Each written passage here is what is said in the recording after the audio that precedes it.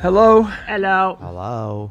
Today's the what, Ian? Dylan. Dylan. Lord. Yeah. Hey, man, I'm almost 60 over here. Are you?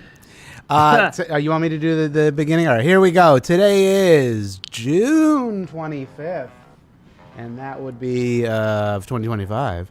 And today we're going to talk about why is the brain the way it is, time-traveling blues, new phobia unlocked, and WIB.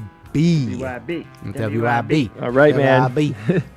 Somebody asked me very specifically that we do not chew into the microphones. Well, okay, I don't know. I will comply. Steve is trying to fix some sort of technological malfeasance. Yes. Maladaptive. He'll be here problem. soon. He's working on something. Yeah, it's requiring all of his neurological attention. He's very motivated. He'll be back. Hold on. What is with this? What happened? Does this thing switch back and forth? No, it doesn't. And here he comes. Whoa, here he comes. Hold up. Here. Whoa. Let's just check out the seat. Hold up. Wait a minute. Put some clothes on, man. Did you start already? Yeah. 30 seconds ago. Yeah, it's yeah. I will have to break away at some point. I'm still on hold. He's still on hold. He's got that good hold music. Boot, And he walked away. Psych. Wow, that was that's about the amount of time Steve gives me. Hold on, I gotta fix Jay's camera on the TikTok. Hello. No, actually I'll go to Bob on that side. Boom, and then we got Jay over here. Okay. Anyway, hello. Steve does wear pants. Yes. I mean, well, you didn't see his shins, so he could be wearing a short of some sort. As of right now, Steve has 2 more days of work, and then he's retired. 2 days. 2 weeks. 2 more days. I can't believe it. That's what he says anyway. We shall see. We shall see. What do you mean? He's going to get bored? He's going to moonlight. No, Steve is really retiring. Moonlight This neurology. could be an elaborate He's definitely. April Fool's. Definitely. Remember the April Fool's joke from like 15 years ago? Mm-mm. It was like he played a long game, like over a month. Oh, yeah. Like he said that he had to move, to D.C.? Yeah. This is when Perry was still alive. Yeah. He did it basically to bust on Perry. Oh yeah.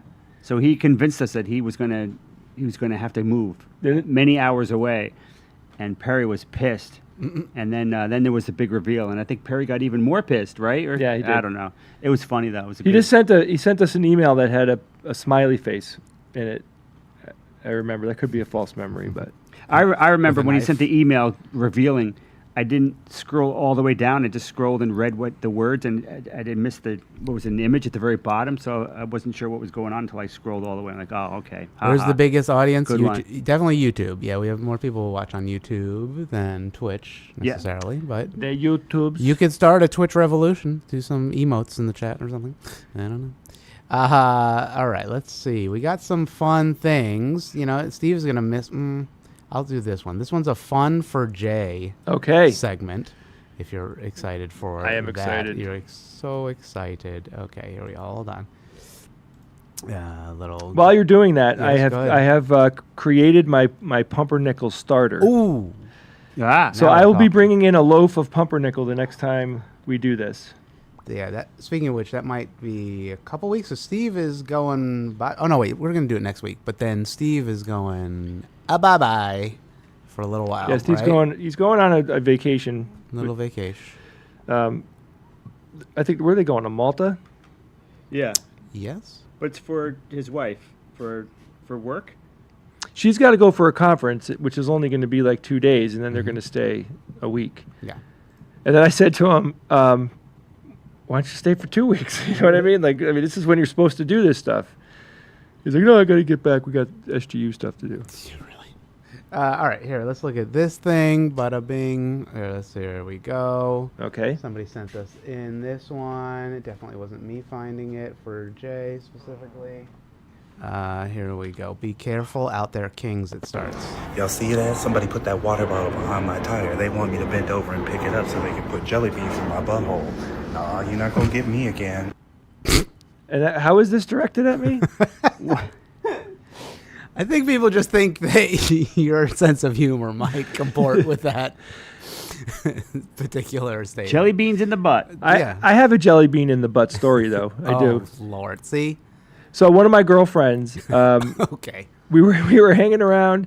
We were like lying down on the couch or whatever, and I somehow magically snuck a jelly bean and I put it between her butt cheeks, and she didn't feel it. Whoa. And freaking crazy, it stayed there for like 2 hours. And then I made a joke at some point. I said, I'm like, you don't know what you're talking about. You got jelly beans in your butt. She's like, what? What the hell does that mean? I'm like, check your butt. She's like, get out of here. She did. So finally, I'm like, seriously, check your butt. So she's like, okay. She does it. She was like, she couldn't believe that there was a jelly bean, stuck between her butt cheeks. And that was like probably one of the funniest things I did that year. That was good. Yeah. That's a good one. Lord. Yep. All right. Well, okay. So Yeah, I lived a I'm life, glad man. that, I lived a life. What do you want me to pretend that I didn't have fun? you know, that's a good one. Which girlfriend? You don't have I'm to not gonna say it say on her the name. internet. Yeah. Okay. Whisper, whisper, No, whisper. you can say it later. Okay. So here's one that I thought I might save for Who's That Noisy. Do you need a Who's That Noisy for today? For like you just go For the ahead. episode? No, I have Okay. them, but All right. We'll just play this. yeah, let's one. do this. Let's see what this is. I saw this and I thought it might be interesting. Do you ever just You know what? I can honestly say Anyway. Wow. That's really. Do that again. The other guy just does commentary. do you ever just That's cool. Wow. That's I mean, I pretty heard cool. like two distinct tones, right? Yeah. Yeah. It's like oscillating back and forth. Pretty awesome. That's very cool. Nice. say that I never have. All right. That guy. Wait, That was it tell you was it what- oscillating back Tell and you forth, what. or was it two at the same time? No, it was oscillating. I don't She know. wasn't She vocalizing wasn't two doing tones. polyphonic. I mean, some people can do that, which is pretty Yeah. awesome. Even three, I think. Technically. You know what? I can honestly. do you ever just All of the cool things. Wow. There's a lot going on. All there. of the really interesting things that you're Say hearing that I never have. are Stop. coming from her mouth, right? She's making the tone, Yeah. and then she's doing a lot of the things that you would think, like the. It's hard to describe. Like all of the vibration type things that you're doing, she's doing with her mouth. I'm pretty sure. It's pretty Yeah. cool. Yeah, That's- pretty awesome. I wonder how she stumbled into that. I think you just do it one day for some reason, and that's it. All right, we have a new phobia unlocked. I think I had that as a segment, but we'll do it while Steve is away. New phobia unlocked. Have you ever heard of submechanophobia? No. Nope. Submechanophobia. Submechanophobia. Do you have an idea what it might be? Submechanophobia. Is it fear of nanotechnology? Oh, that's a good idea because it's like small and mechanized. Maybe it's not, but it's that's a good guess. Fear of tiny robots. Mechanophobia, Bob. whatever. Mechanophobia. Fear of machines. Okay. So submarines. Fear of submarines. Oh, yeah, that's pretty close. So it's I think it's fear of submersed like mechanical objects. So here's what Anchor chains are the worst things that have ever been invented, and I'm going to traumatize you with some photos of them today. The video at the end is worse, by the way. Yeah, I don't care. I don't care that you're going to tell me, oh, anchor chains are important because they hold the anchor and they keep the boat from moving. I don't care. Anchor it on your hopes and dreams. This photo shivers my timbers, something fierce. Why is this chain just disappearing into the ocean like that? I know how eyes work, but I don't like this. Why is this so disgusting? Like, for submechanophobia, this is probably one of the worst things that you could ever show someone with submechanophobia, aka me. Of course, they're even better when they're on sunken ships, looking like they're part of the Flying Dutchman, Davy Jones style. But yeah, now watch this video that I found and let me know how you feel about it. And am I the only one scared of these, or am I stupid again? Well, neither. Not stupid. Yeah, it's like Well, it's completely irrational, and you have no control over it. I mean, your brain is wired that way, and you can't. You're not choosing that. Of course not. My reaction to that is, it's not scary to me. What's scary to me is that the fact that there's a freaking shark right around the corner. yeah. Sounds made up. I mean, everything in a way is made up if you want to take it that way. I mean, do you look at the abyss of the ocean, like if you're underwater, and have a kind of a sense of unease when you look out into the nothing? Yeah. That something could be out, Absolutely. like there's potentially a shark in the mist. Well, creepier, much creepier than that. There's some guy that's on TikTok, and he does these CG creations that are creepy as shit. And one of them involves typically you would see like a scuba diver in the water, in the ocean, and something is appearing out of the mist. Yeah. Whatever. Yeah, because diffusion of. I mean the anchor chain disappears because there's so much fine particulates right in the water that it just slowly disappears. You can't see it. So he plays on that, and something appears, and it's not just an ordinary creature. It's this like Goliath, Cthulhu-esque evil creature that appears and is absolutely gargantuan, and it's creepy as hell the way he does it. I should find it online here. Yeah, this is a good one. But it's similar. I mean, that's tryptophobia. What is tryptophobia? That's the one I think Is the it holes? unevenly spaced holes, right? Yeah. Like kind of like bugs. Liz has that. Or maybe how do you, like closely spaced holes. That's it. What about the lotus root? Do you annoyed with lotus root? I don't want to bring it up if you are, but lotus root is a popular like Chinese vegetable, which is Does delicious. that have a lot of holes? Yeah, you look it up and tell me if it freaks you out. They're kind of evenly spaced, and they taste. No, good. it's not gonna freak me out. No, I know, but or if it looks what you think. I totally get what this woman is talking about, though, because the thing that's interesting about phobias is you could have one and not even know it because you haven't. It's just normal to you. But you just haven't stumbled on it yet. Yeah, she wouldn't like that either. Yeah. I don't like big things underwater. Yeah, Zuzu said fear of Swiss cheese. Somebody that made it on TikTok made an interesting distinction. Should we distinguish between something that creeps us out or an actual phobia? Right. And it's like, I mean, I guess at one point there's the creepiness. A continuum. Yeah. It's a continuum. Mm-hmm. You hear about all those shark attacks off the East Coast in the U.S.? No. Yeah, there's been shark attacks. Really? Yeah. I think I heard of a 9-year-old girl getting her hand got bit off. Oh yeah, and then she was like, did they reattach it or no? She's lost it. I'm sure that they were doing it. Yeah, they got the hand back. Oh, they got the hand back. Well, yep. Give her. I can't find this hand. Okay. But is it a coincidence though, Ian? Too.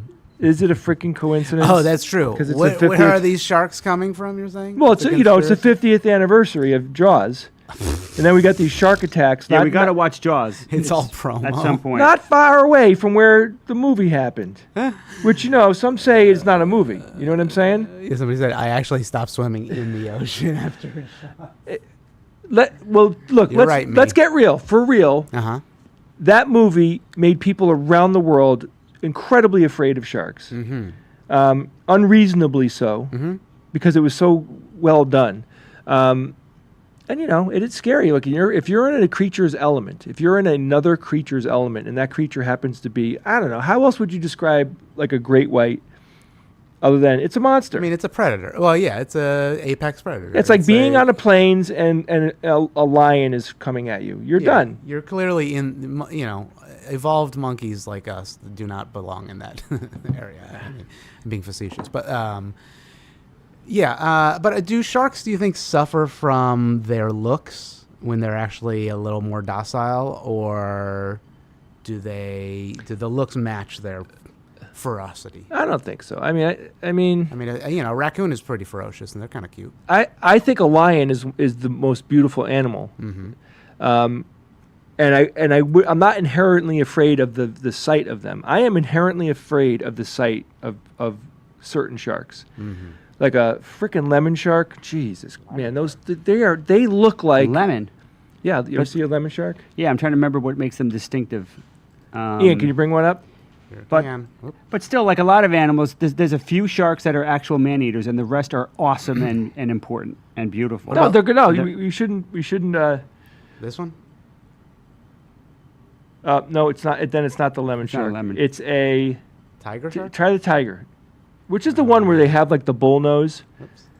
Bullnose shark? Is it called the bull nose? Bullnose shark. Look at that. Whoa! See what I'm saying? No, he's just looking at him. He's like, hey, guys. No, he's toothy and nasty. Hey, man. Look up cookie cutter shark. Oh, yeah, I think I've seen They that actually one. That was pretty fun. bite submarines. Yeah. I saw a video, guys. You know the video in Return of the Jedi? I'm sorry, Empire Strikes Back, where Vader walks off the shuttle, and the the higher rank guy comes up to him, and they're talking about finishing the battle station, or wait, maybe it is Jedi, and then he goes, "We'll double our efforts." Remember that guy? I saw that scene overdubbed with different music, and just the music makes that scene look like he's in love with Darth Vader. Oh, I saw it. It was great. Isn't that brilliant? It was fantastic. It's just literally the music is so unbelievably impactful to your emotions. It's crazy. Oh, here's tell a me scary about one. it. Land shark. Have you seen this one? Yeah, see, I don't like that. That one's. Yeah, that one you they're don't scary, wanna- man. That one's. I don't like that. That's pretty. That's awesome, coming at though. you, man. Yeah, I mean, there's a lot of. There's the.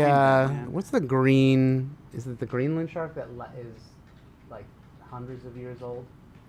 The lifespan. Yeah. This buddy. Look, I mean, he's pretty just looked like an old guy. Whale sharks are Oh, buddy. awesome. Was that the 300-year-old Yeah, shark? I That's think- awesome. He's like, kill me. I mean, look. kill me. I don't know where I am. I haven't eaten in 6 months. What I does he got- have in his eye? Oh God. I got no typhus. Oh, it's a long parasite attached to the shark's eyeballs, makes it hard for the animal to see. Yeah, no duh. Wow, look at his mouth. Maybe this photographer can give him a hand. cute. He'll gum you to death. I think he's cute. cute. He is pretty cute. That's cute. Anyway, I mean, so that, interesting phobias. Sorry if anybody has shark phobias. I'll flip it away. So then Steve got so mad at Bob, he literally punched him right in front of me. I mean, and Bob cried. It was Sometimes- it was a baby punch. It was not Sometimes he cool. deserves it. It wasn't good. Sometimes he deserves it. I said that because Steve came downstairs. Did you get it sorted, Steve?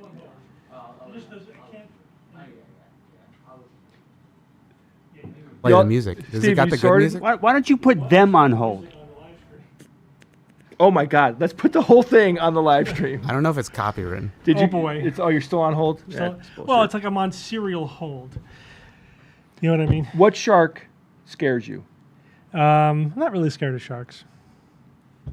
How can you not be afraid of Oh, sharks? what was the phobia that we had? There was a phobia that we just unlocked. My phobia, Oh, my here we one go. thing that I would call a phobia, I have a little bit of claustrophobia. Oh, okay. Yeah, who does? I could deal with it, but I can't watch videos of people spelunking.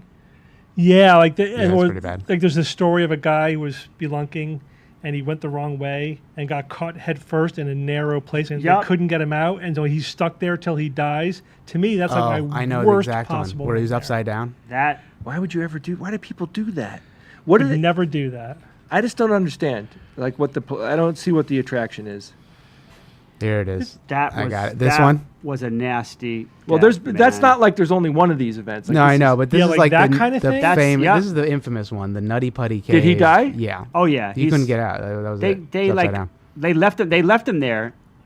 There's another one Oh. with the story about the brother, and he gets like the rock falls on his leg, and he's in there for days, and the Yeah, that- people try to get him out, but they can't. That shit is, to me, like, I went into, there's a cave in Connecticut. I think it's Torrey's Cave. Mm-hmm.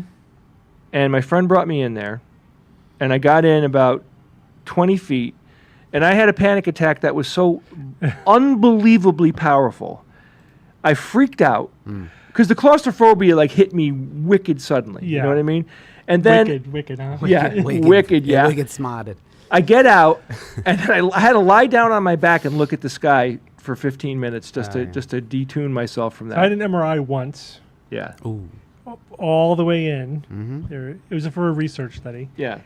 2 hours, I think I was Oh, in Whoa, there. shit. 2 hours.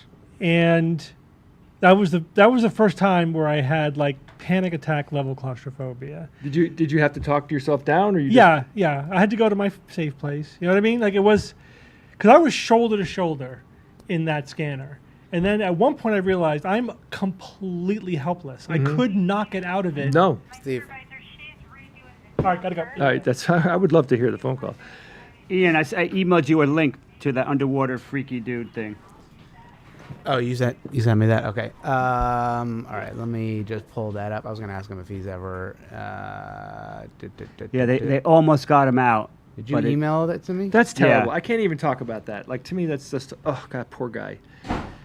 Yeah, And he was head first, so he was basically had blood, Oh yeah, rushing to his head the whole time. which probably was super disorienting after a while. Oh Christ! Why do people do that? Don't yeah. crawl in holes.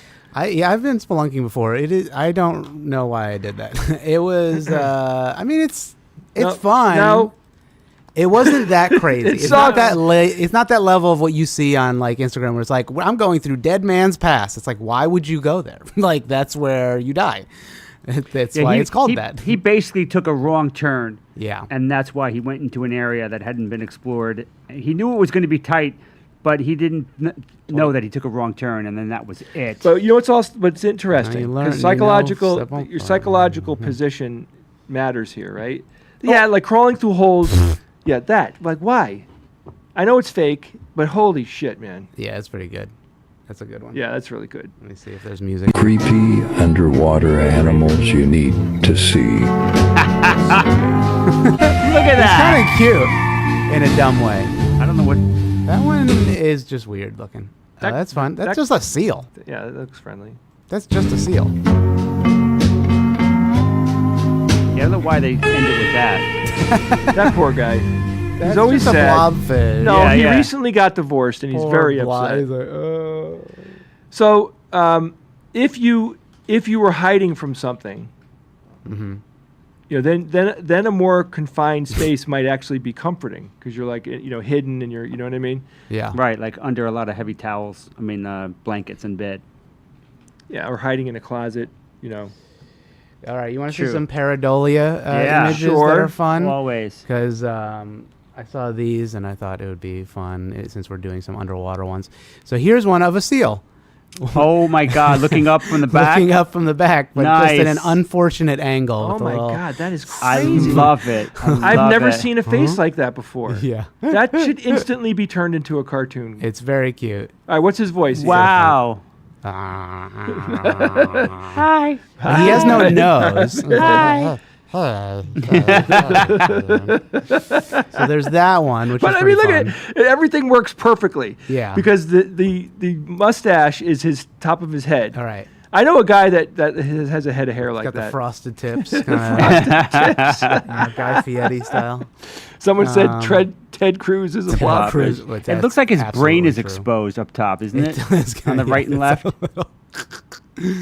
Yeah, because that's where his nose is. Anyway, damn, so that's there's great. that one, and then here's Love that. sharks. What? So Wait. just kind of happy. No, there's nothing happy from- about that. Wow, from No, the 'cause bottom, look, I it's the love it. eyes, And upside the down. nose. Yeah, Oh. yeah. So right before it kills you, you see a demon face. Well, Great. okay, there is that. Yeah, Great. it's like, "Hi, guys." I love it. No, that's not. He's the smiling, he's no, smiling. Laughing. He's laughing at you. He's laughing He's at you. telling a good They're all joke. gonna laugh. Yeah, at they're you. all laughing down What here. a great idea! Look, but wait, did they manipulate though to add the Possible. the you know the The folds and the stuff? top of the face, I the eyes and the mean, nose area? Yeah, it's probably just it's us pareidoling. You Yeah, know what it I mean? could. It's Yeah, like, it could be, but I mean, but it you could be a can- bump. But yeah, I mean, maybe this one's. I don't know. No, this one's very demonic, which is funny. This one seems happier, but it's.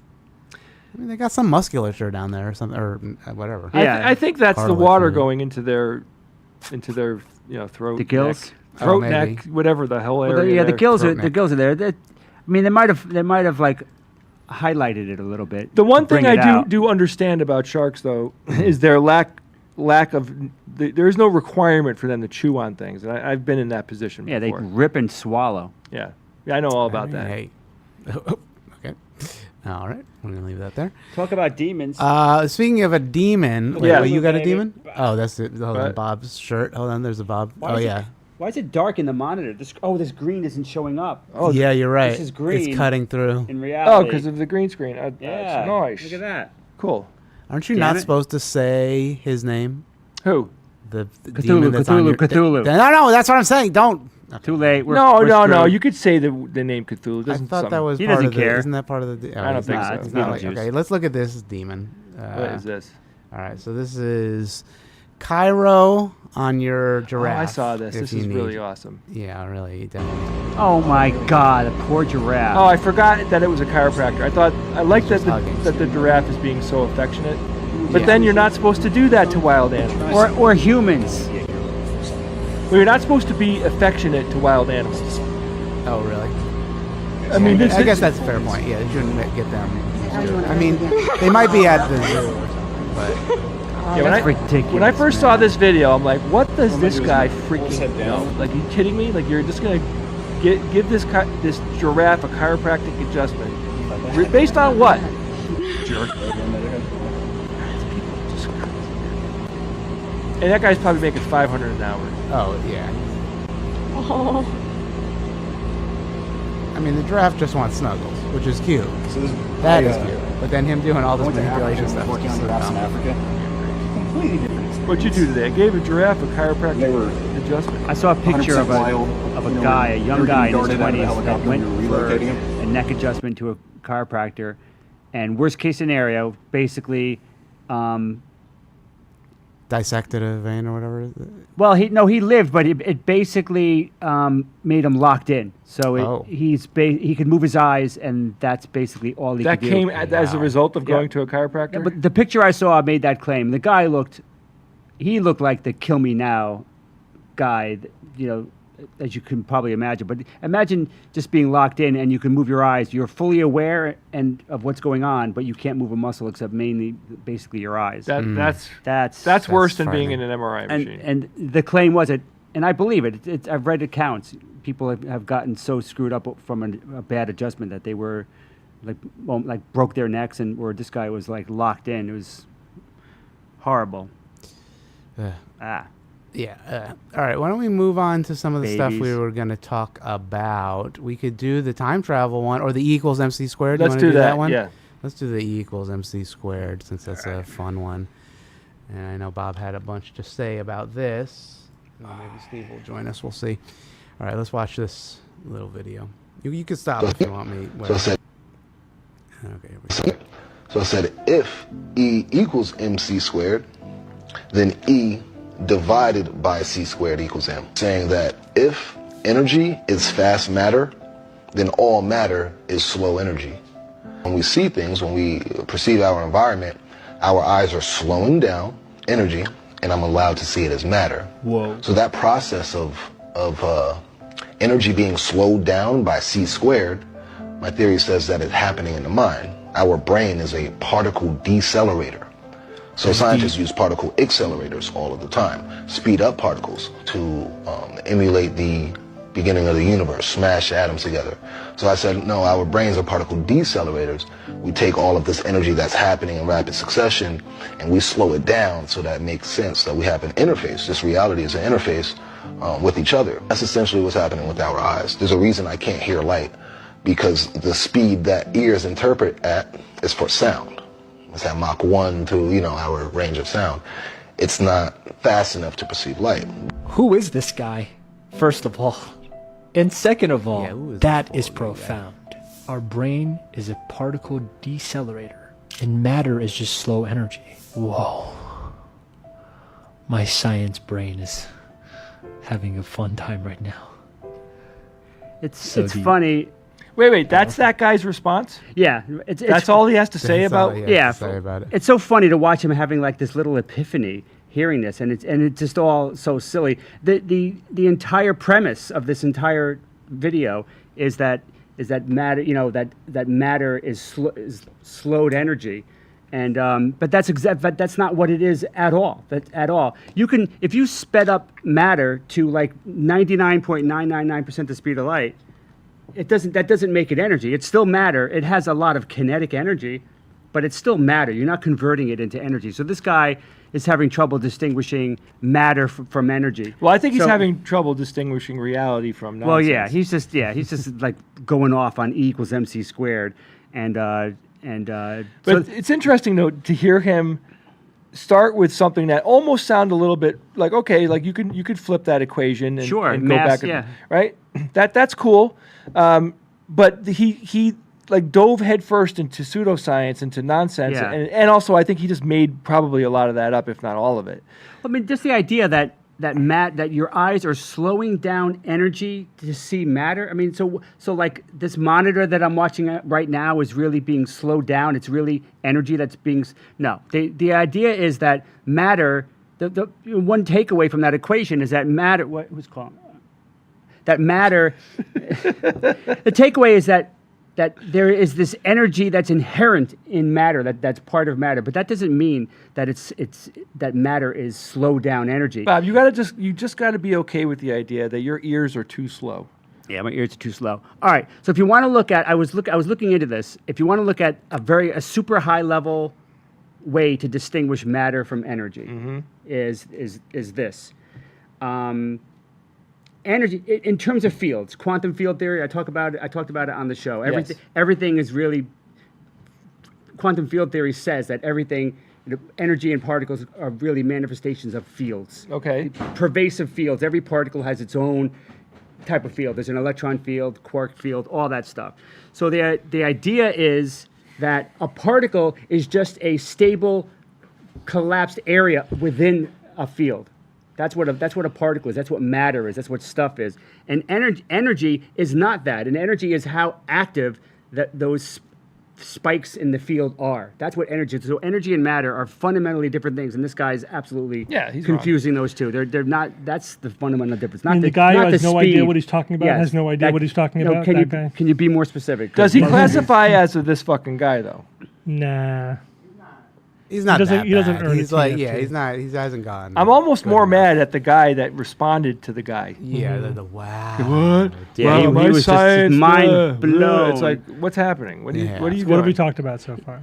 That was it. That's like we talked about sharks. Sharks. Okay. We talked about mechanophobia. Submechanophobia. Do you know what that is, Steve? No. Okay, it's like being scared of submersed mechanical objects like chains for boats and stuff like anchors that. and shit. Anchors and stuff like that. Any mechanical kind of stuff. stuff. This woman was like freaked out about looking at a chain underwater, like from an anchor, and having it disappear into the distance. It's just like somebody skeeves her out. Really weird. I get that, like the deep ocean where things disappear into the depths. Yeah, it's scary.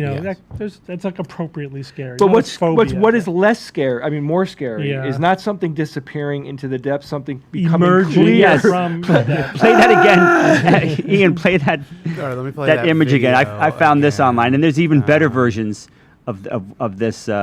Little AI doodad, this guy. It's like, oh shit. To see. Oh my god. That's like Star Wars. I'm perfectly okay just not swimming in water deeper than my head. I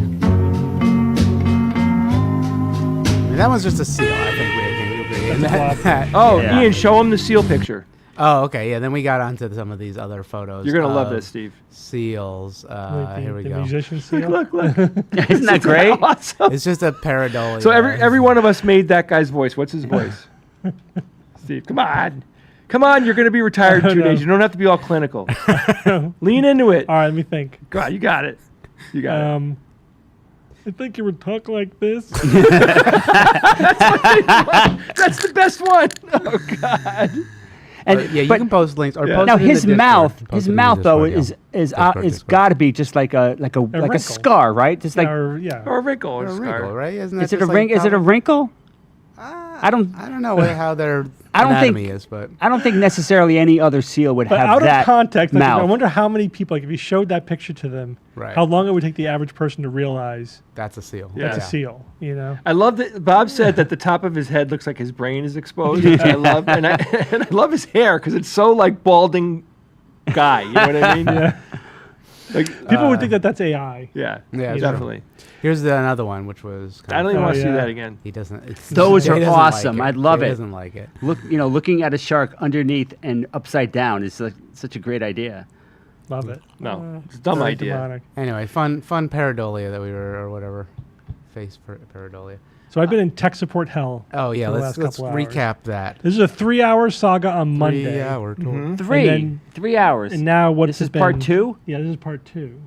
I'm just having my telephone number transferred from Yale's account to my personal Verizon account. And you would think that would be like, okay, Mr. Wait, Novella, exactly. all There set. should have been a 10 What minute. Yale number? What Yale number are you talking about? I get my phone from Yale. My phone Oh. service for the last 30 years I've gotten through Yale. Oh, so you haven't paid for your? No. Wow. It's the Any- perks, any Bob. job openings there? That's an awesome deal. But now I get to keep my phone number, but they have to transfer that number from Yale's account to my personal account. Yes. Doesn't sound 4 or 5 hours worth of No. work. Did it no, happen, though? They do No, it? it still didn't happen. What's the problem? They don't know what the problem is. That's the problem. Oh, my God. Oh, that's even scarier. So you have to release the number, which they did, and then you also have to unlock the number, which are two separate things. Yeah, and you apparently. think that they'd know how to So do at that. first, it was like the number's locked. I'm like, it's not locked. They told me it's unlocked. Then I had to go. And I'm going back and forth between like the tech people at Yale and the tech people at Verizon, and we also have a Yale Verizon representative. Like they're involved too. Oh my God. And they're like, it's at their end, like it's unlocked. We could see it. It is unlocked. And then so I just had, that was 3 hours on Monday. Then they said, well, maybe it just hasn't propagated through the system yet. It takes a couple of work All right. days. And so All we'll right. call you back on Wednesday. That's today. And now, whatever this was, an hour and a half, same problem. Then we had to escalate it a couple of levels. Mm-hmm. And even the supervisor couldn't figure it out. It looks like it's supposed to happen, but then at the very end, they just reach some kind of hard stop. Like the system just does not want to. Is your unlock the number in limbo now? No, it still works. For now, it still works on my old phone. But I have to resolve this today Why? because I'm supposed to turn my phone in tomorrow. Yeah. So I need the number so I could transfer it to a new device. So you know what they need to do, Steve? They need to bring in the Glavin guy. The Glavin? Like that So scientist now guy. they escalated it. They put in a ticket for the tech guys to figure it out, Yeah. and they'll call me back later. Oh my The thing God. is, you know Typical what's tech frustrating? guys. It boils down to Typical. one piece of information in a database somewhere. Yeah. That's it. Yeah. That's it. They just don't know how to Steve, get to that. You may database. need to just resign yourself. No, there's No, no, no, way no way. I A can new not number. There's no way. You know how many accounts I have attached to this number? Yeah, they'll get it. They'll make With it work. two-method verification. Like, you this s- has to be my number. You still may This need cannot to be do it. released into the wild. No, I have to have this number. I know, but you still No. may need. No. If they can't solve it, Steve, all right, end of the day. End of the day, they haven't resolved it. What are you going to do tomorrow? Can you tell them I'll turn it in Yeah, Friday? I'll tell them I'm not turning the phone in until I get it. Hold on, we have All right, someone. We that's have someone fine. that works in the industry. Matthew McCain. Oh. Explain what your What? your No, it comment doesn't. is. What doesn't what? Yeah, explain the whole thing to us. Hold on, here we go. Let me pull it up. Are they on Verizon Oh. too? No, it doesn't. I work for Verizon. Law. What the fuck? Is the number still on Verizon? Yeah. Presumably, given that it's still working, right? Yeah. See, when I work for Verizon, I can help. Okay. You want to email us? You can email at info@theskepticsguide.org. I want all this happening on the live stream. Do it right now. You know what? Come to the studio. Well, there's a ticket in there. So it's, Come to let's the see. studio. Buenos dias. It's working. Have they tried turning it off and on? You know what? Yeah, I did. I already did cycle it off. Do and a on. little bit It's of just that. not releasing in the system. I like how Matthew is laughing as he's responding to all these things. I can help. We're talking to you directly. Is the number on Verizon on Yale? Yes, I think it's Yale's Verizon. Hi, Steve. Hi, Bob. I called him. It works. Verizon. Excellent. Yeah, so Matthew, let's see. Yes, sir. Let's escalate Matthew. Why don't we just into- get him on the phone and put it on the live stream? Okay.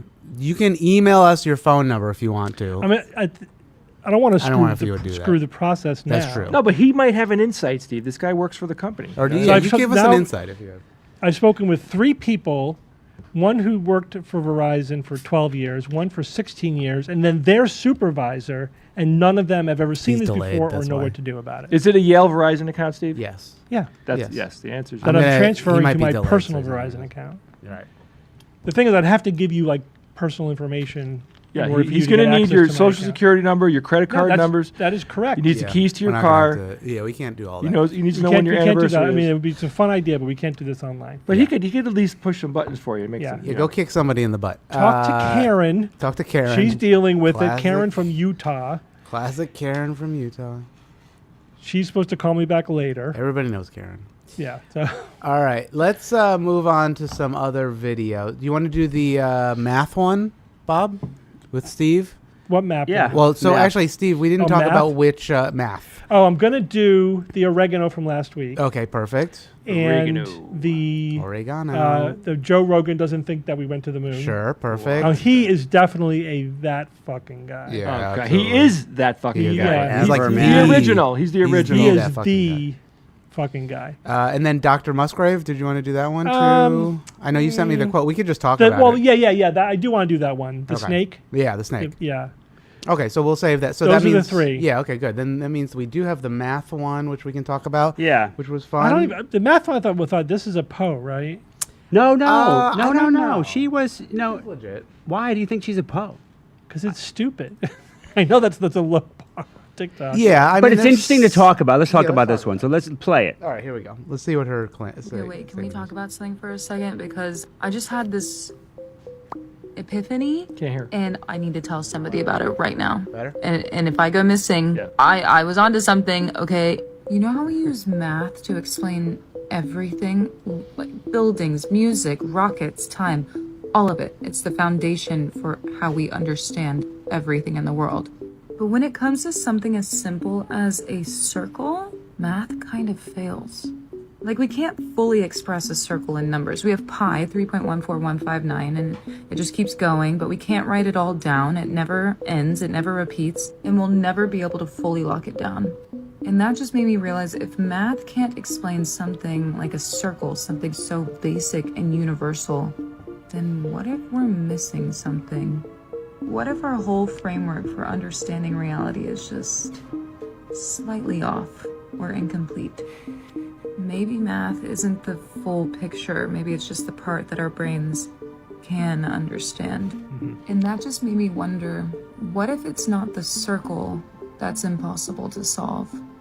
What if we just don't have the mental software to comprehend it? Maybe our brains are missing something, another sense, a layer of perception that we just haven't evolved yet. And we keep trying to map the universe with incomplete tools and wondering why it never quite adds up. Maybe the reason why reality doesn't make perfect sense is because we haven't finished being able to see it. So this one's interesting to deconstruct, though. There's some interesting points, kind of weaving through what she said.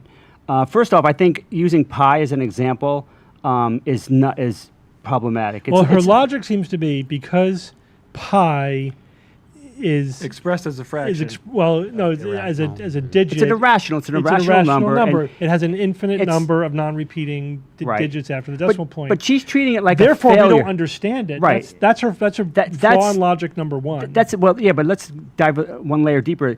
So the problem with that is that pi, because it's irrational, never-ending, transcendental, all that stuff, that's not a failure of mathematics. That's like saying, I came across a great analogy. It's not a failure of mathematics like the Grand Canyon is a failure of the surface of the Earth. You know, what it does is it reveals a deeper structure in pi that fractions cannot convey. It's rich with structure and details. So it was a huge discovery.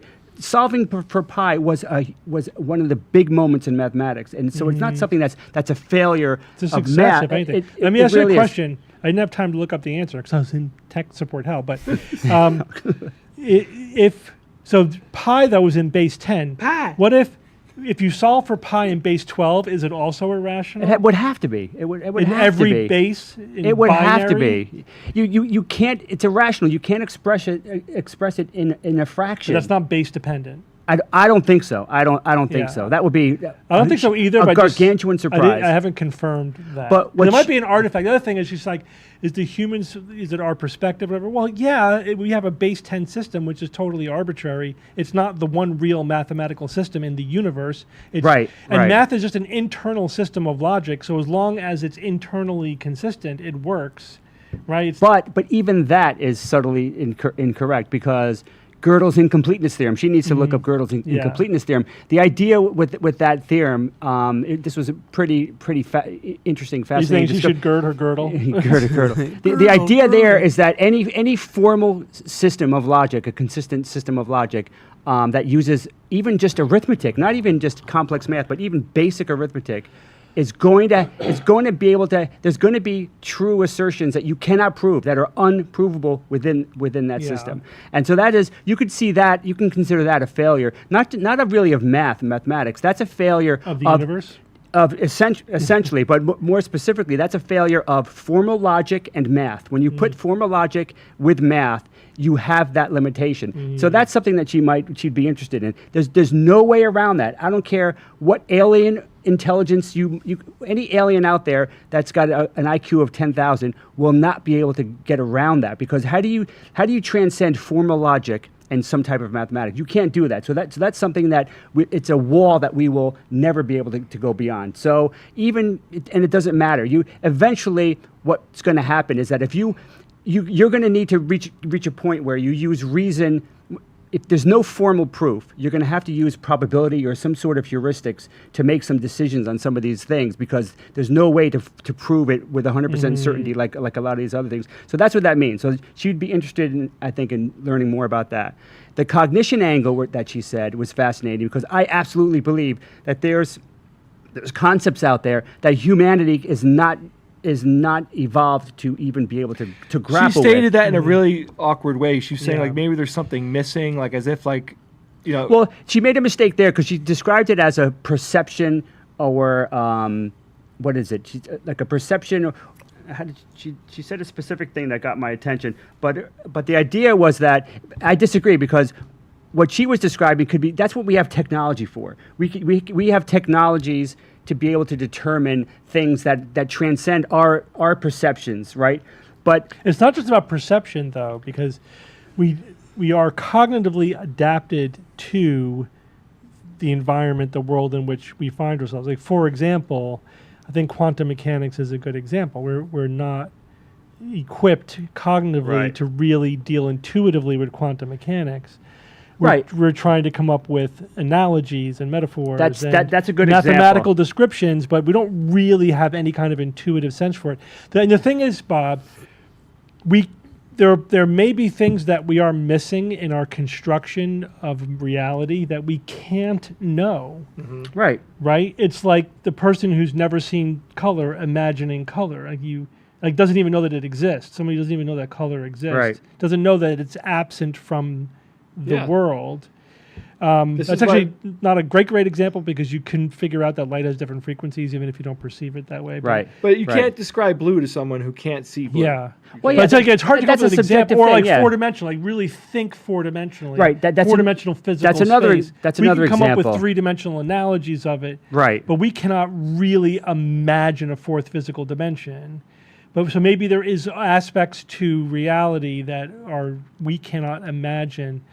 Like teaching a dog, calculus. But It's imagine- something.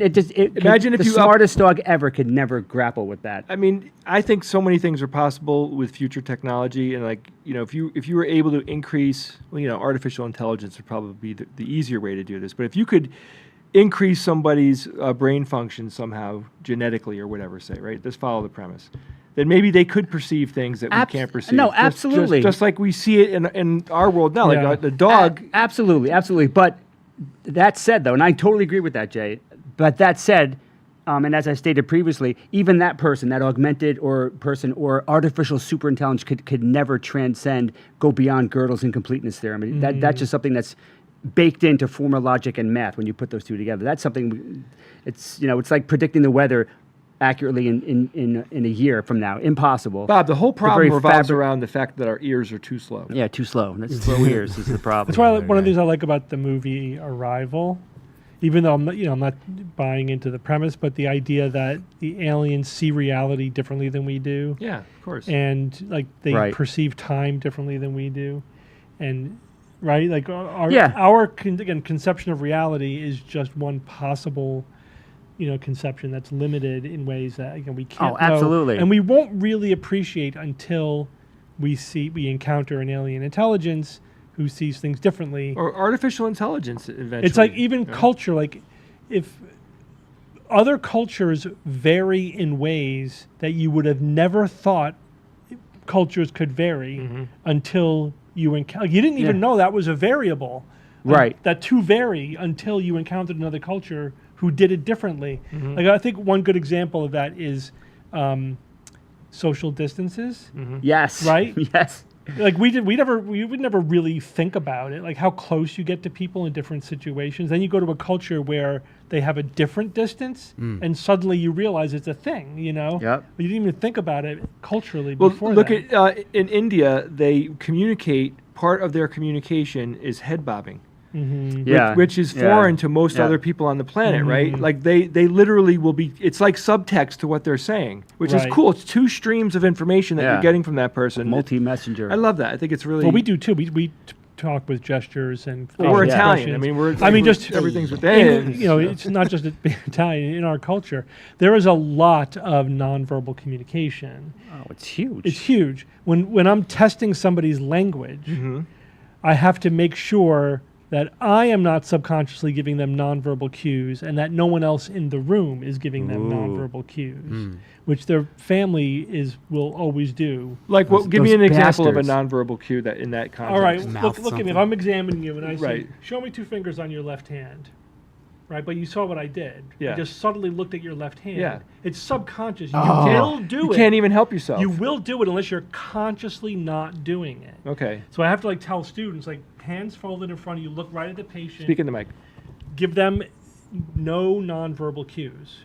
Show me two fingers on your left hand, right? If you don't look, I don't know right, what to do. Because especially if you have aphasia, like your language is impaired. Yeah.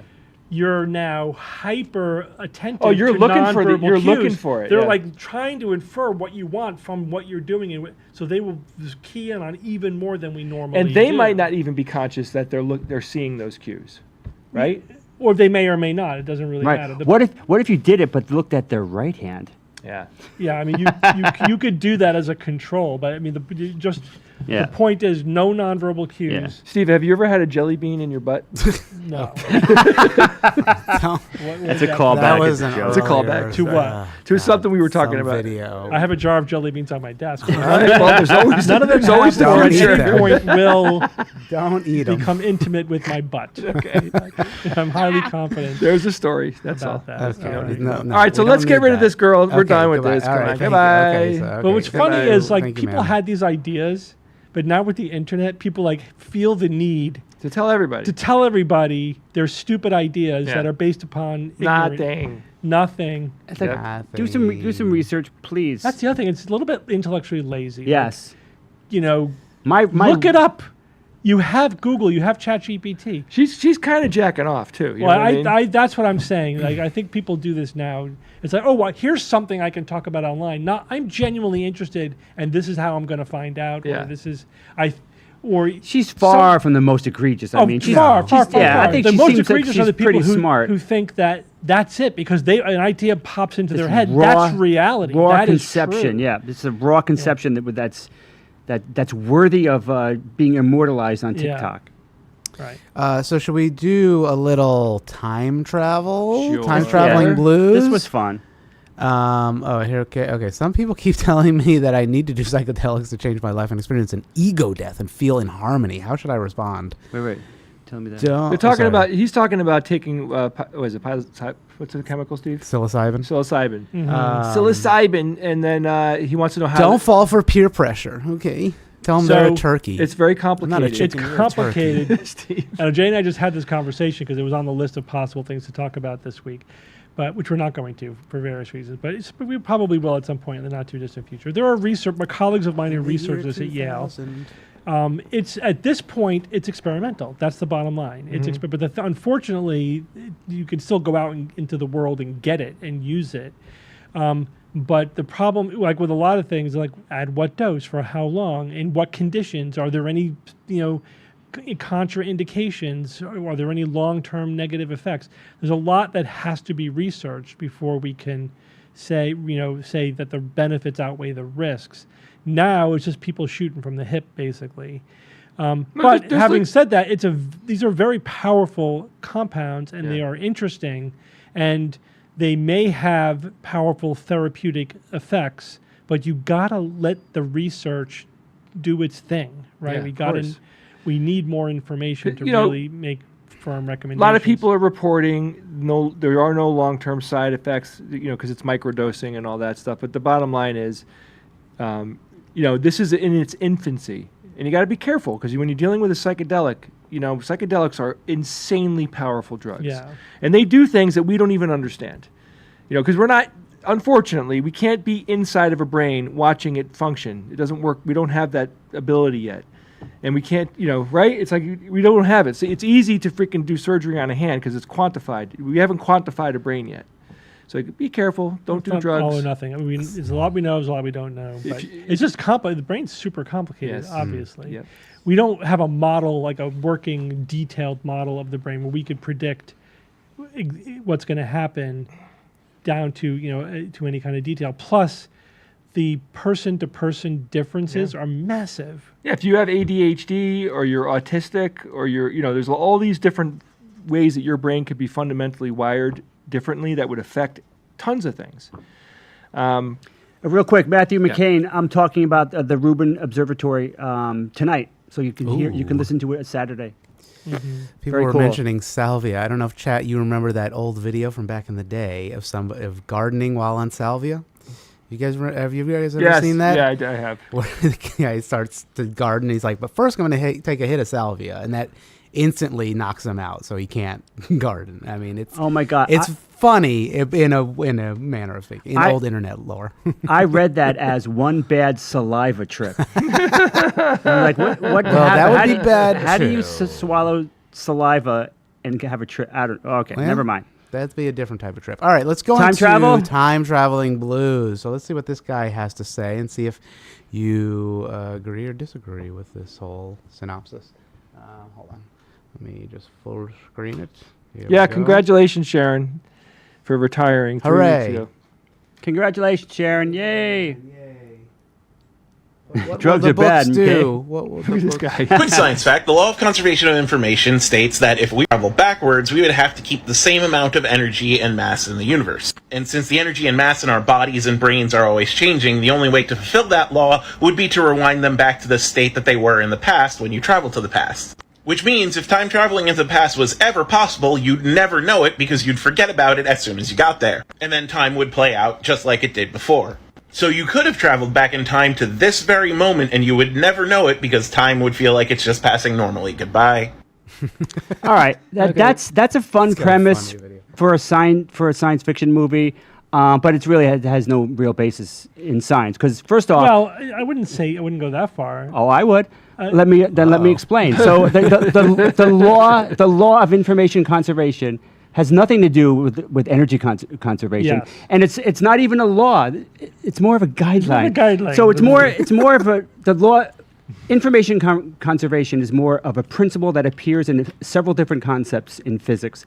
It mainly has to do with can you know with 100% certainty of the state of the universe, and can you reverse that No, to of course determine not. states? Well, that's what information conservation deals with. It doesn't have anything to do with energy conservation. It has nothing to do with time travel either. If you look at some modern conceptions of time travel, none of them even have this in it. They don't even talk about this in Star Trek. This is all bullshit. So.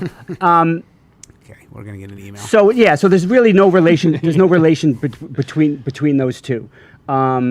I mean, what would you say about it? My take is a little bit different, but I'm just interpreting what he's saying a little bit loosely. Yes, I don't think you can state some kind of mathematical principle that time travel would necessarily wipe your memory, would return you to the information state of the moment you're going into. Because you can go, what kind of time travel are we talking about here, right? Right. But if you state it in a more general terms and then think about, can we backfill any physical principles? I don't know. If you traveled back in time, let's say, you create a time machine, you go back in time 1,000 years and give them a time machine. Where did it come from? The time machine? Where does the information come from? The paradoxes of traveling it's a in paradox, the past, of course. Right. So he's just resolving this paradox of where does information come from if it's traveled back in time. That's fine. By saying that the information can't travel back in time. So if you traveled back in time, it would be without the extra information. That's fine. But he's stipulating. He's referencing laws of physics which don't apply. I agree. Which don't apply. Put that aside. Do we even know enough where we could say that you can't go back in time? Yeah, this is what we know about that. Right now, there's nothing in physics that makes us think that we could go back in time. There's one potential remote possibility having to do with closed time-like curves that when we finally figure out quantum gravity, it will give us a definitive answer. I suspect that either it's going to be utterly impossible, or if it's technically possible, it will be forever impractical, no matter how energy-wise, no matter how intelligent you are. That's what I think. But what about? So him theorizing about traveling in the past, which has not been confirmed, probably will never happen, is kind of silly. It's obviously silly, right? You're talking about sending stuff back in time. Yes. Matter. What about just sending information back? But isn't information have a matter connection?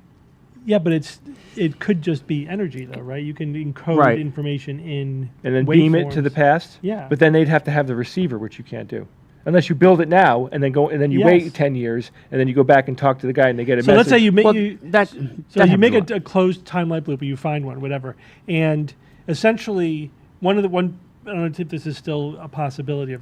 Some physicists still think this is possible. Like if you create a wormhole, it's a closed time-like loop, that you can't travel in time before the moment you created it, but from that point forward, you could travel back in time to the moment you created the wormhole, let's say.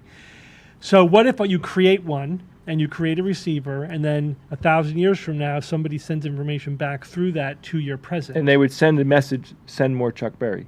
Right, so it's pure information's coming through, not physical stuff. Mm-hmm. But you can get knowledge from the future. There it is. But that seems to violate something. I think that's the bottom line. I don't know how to strictly mathematically or laws of physics state that. It just does. It wouldn't surprise me if it violates some law of physics to just get free information from the future. Yeah, absolutely. I think. But I don't know what it is. It's not. It's not what he said. I agree with you. Yeah, what did Hawking say? The chronological protection factor, like the or laws something? of the universe seem to conspire against our ability to screw with the past. Yeah, and that sounds good to me. Yeah, but we should. But if it were possible, and you just sit there and listen to, all future history, I mean, you can get potentially incredible. But then, of course, the paradox is, does that change the future? Of course, it would. Happens? Of course, it changes the future. Right, so it's like you can't get around. So the paradox is the universe the conspires to prevent temporal paradoxes. It's like none of these people watched Back to the Future. I mean, just watch the movie, come back, amend your stupid theory, and we'll have Will It Bread right now. Okay. Back to the Future is horrible. It's fun. It's fun, but it's horrible. It's terrible. Doesn't matter. Terrible. No, but you could give it. You got to give it. Paradoxes galore. Where we're going, we don't need roads. We don't need Mr. Fusion, baby. We don't need no stinking That was one of the roads. best lines of all time in the 80s. All right, and Yeah, we gotta see that Oh, somebody first one sent us again. this, Bob, which maybe you will enjoy. Here's a little submechanophobia situation going on. Let's see. What happens now? Oh, that's cool. Ah, nice. I am the chain guardian. The chain lord. Nice. Chain lord. I think her head would explode if she saw that. Yeah, that lady right now is freaking out. Wait, did that dude like make that just now, or Yeah, it's a he mid. found it? It was a mid journey. Oh, he did it right now? Mm-hmm. That was Good Dan job, in the man. Good chat. job. GG's. Nice. Nice. I just checked. Subnautica 2 is not out yet. I want to make one more comment. Uh-oh. On what? Lord. The thing that the time travel thing. The thing that bothers me is who. Very likely, the worst people on the planet would have the ability to do this. You know what I'm saying? It's like, I don't want the worst people on the planet to have any kind of time travel information shit. It's like, no. The one nice thing that we have is we're all moving in the same direction. They can't wipe out humanity like 200,000 years ago. Just tell me the next 50 lottery numbers. Uh-huh. The winning Not sports gonna team is what you got to have. The Yeah. At what point after you walk into that office and you win, like by the third one, would they be like, no, canceled? Would be fun. You know, what'd be funny? Like, it's prove it. Oh my God! If I ever won the lottery, you know what I would do? Holy shit, Ian! You got to do the almanac thing. I would pretend like I have a time machine. I would make a video about It's it. like, all right, Ian, let's get back to the time machine. I mean, Subnautica 2 has not been out for years. You're thinking of Subnautica Sub-Zero. Sub-Zero, That's yeah. been out for years. Mhm. But Subnautica 2 is a sequel to the original Subnautica, and it has couple it's coming years out to in go. 2025. No, it says 2025. Bullshit. And that has Multiplayer. Co-op play. Multi. Co-op. And Steve and I are going to Steve's going to be retired. Ooh, are we gonna do a game and I stream? work for Steve. So if Steve says Jay, for the next 2 hours we're playing Subnautica 2, We'll I have can't say no. We'll have a game night. I That's can't all- say yeah. no. And that will be live streamed. I will force them we to can do live it. stream. Don't worry. Steve. Chat. All right, what's next? All right, so we do have a concerning video. Should we do that one maybe before we get onto Wib? Yes. All right, let's watch this concerning video if you want to watch it. This guy is, I don't know, I think on pace to be this a guy. fucking guy, if he's not already. Oh my God. He has a dude. very interesting shtick. I mean, he does the same shtick. Yeah. But it's... I love how he looks disgusted when he smiles. Yeah, he's like, Oh, exciting. They're coming out flat out saying that entities are coming out Is that what they of are the saying? portals there and then going Portals. back in and coming out and staying here and not going back in. So it's so fun. I Origin wonder care. if this has anything to do with all the videos of all the All the what? I All mean, the all the, stars. why hate when they end it like that? You know what I hate? I mean, nobody is saying portals. No scientist is scholarship saying is is as referring lazy to as any of his that. eyes. You know as what I portals. hate? I hate when you watch a video on TikTok and you go to video 2 and it's not there. oh, yeah, part 2. I'm done with TikTok. Well, that thing at the bottom, the search term where it's like, oh, part 2 of this video or whatever, is just people searching for it. It's not actually like a linked. They should just thing, put a so- button on there. They should let you create a button that takes you directly to the second video. There is, but oftentimes there is no second video. But that's how it gets you to go to their page, and then that gives them an algorithm boost and whatever. So back to that guy. Oh yeah, back to the whole CERN idea. Yeah, I think he seems like a Poe to me. I don't think he didn't seem legit to me. It doesn't matter. Yeah, Who? whether or not he believes what he's saying or not, it's He believes it. part of the. You think so? Yeah, you can't fake that weird ass Sure you can. smile that he Smugness. had with. No, Of course you can fake that. Of course you can. no, that Of course guy- you can, Bob. I believe. I'm not denying that it's possible. I'm saying he believes it. I bet he believes That's right. it. Your gut is telling you that No. you think he's being legitimate. More than my gut. More than my gut. Reading his body language, I think he believes it. That's your gut. Your Is there gut anything is to say about CERN creating portals to other universes? absolutely. They're messing with time It's just travel. mythology. They're trying to communicate to the past. Okay. They've opened up a wormhole. All right. Entities are coming in and out. Are we allowed to say this?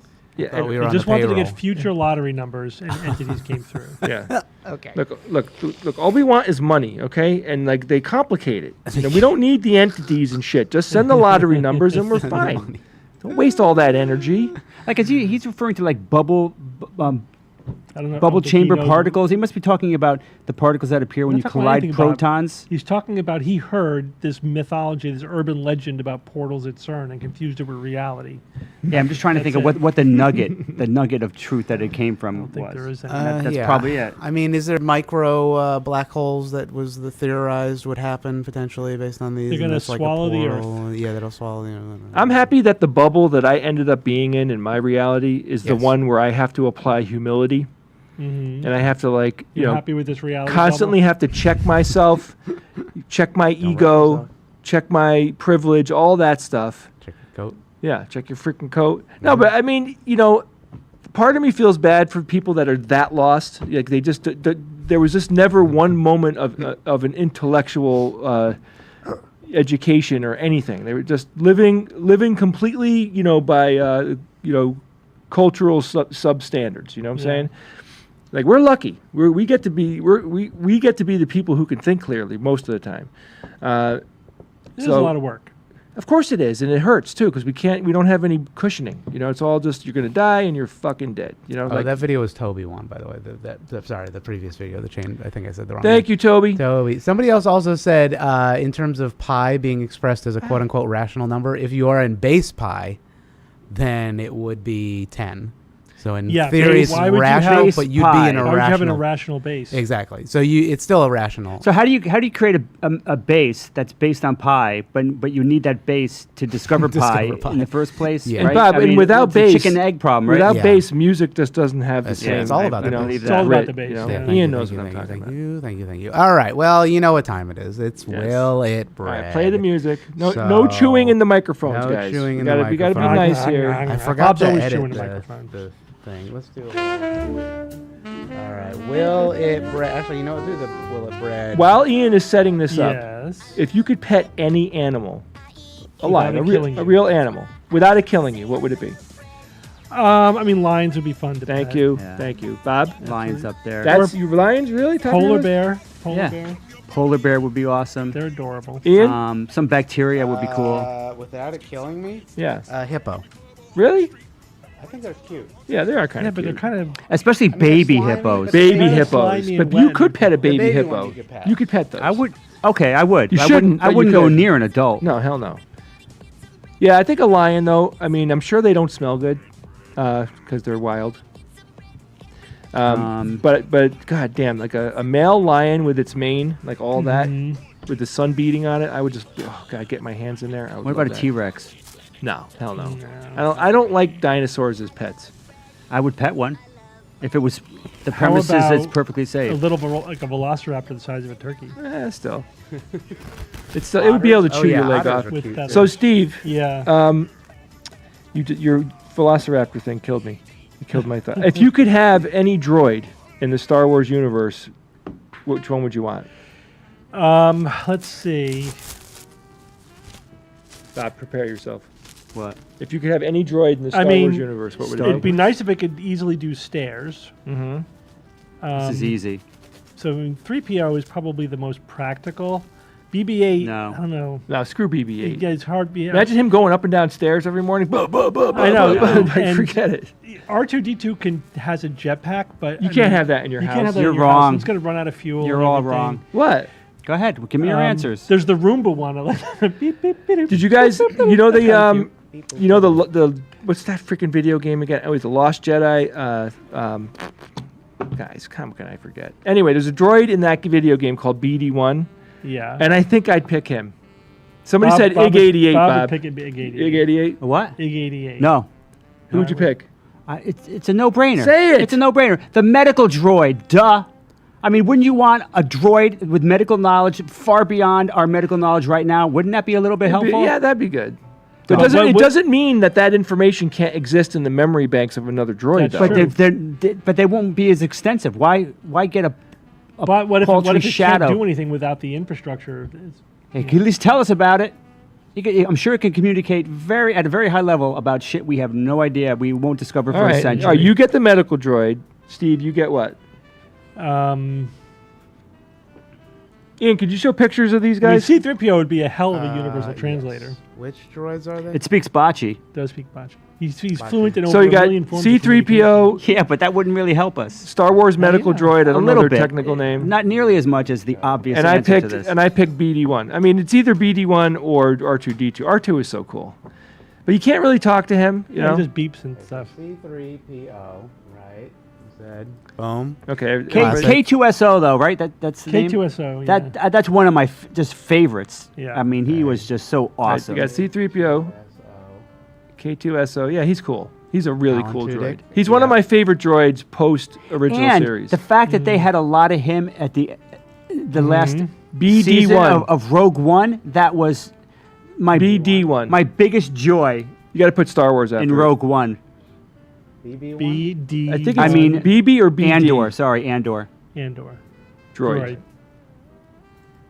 BD. Oh, that's him. God, I love that That's pretty droid. cute. That's fun. Yeah, Looks like he's- Gizmo. So in the video game, He just beeps. he them. hangs out on the guy's back. Yeah. He rides him, which I think is so cool. What was the other one that you wanted? Well, then we picked R2 and we What was picked the the medical medic droid. robot? Medical droid. All right, but what if you can choose a droid Yeah, that's pretty good. and you can choose their software? Why would that droid need a breathing mask? Yeah, it's kind of H.R. Giger, whatever. Because he's a looking. cyborg. He's got biological Little weird. components. Shit. Like Grievous. Definitely looks freaky. Yeah, I don't want that left and right arm near me. What? Give me a. Come on. Bob, he would mess you up in a heartbeat. Really? Yeah, because that's what they do. The medical droid. Look at what they did to screws Vader. You, screw.